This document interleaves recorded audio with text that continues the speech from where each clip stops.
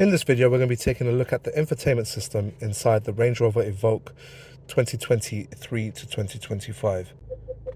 In this video, we're going to show you how the reverse parking sensors work. So as you can see here, the parking sensors are activated. There's a vehicle behind me and it shows me guidelines as to how close I am to the vehicle. As I move away from the vehicle, you'll see that the sensors will stop because it knows that I am moving away. And then as soon as I've moved away far enough, the reversing camera will disappear. As I put the car into reverse, it will then give you indication as to how far you are from the vehicle.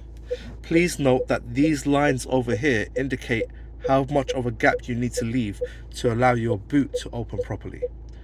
So as we go back, it will change from amber to red as we get too close.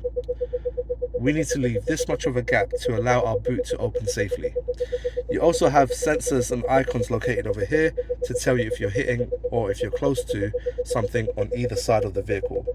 By simply clicking on this icon over here, it will actually stop your parking sensors from working. To turn them back on again, just simply press that button and you'll see the amber light comes up.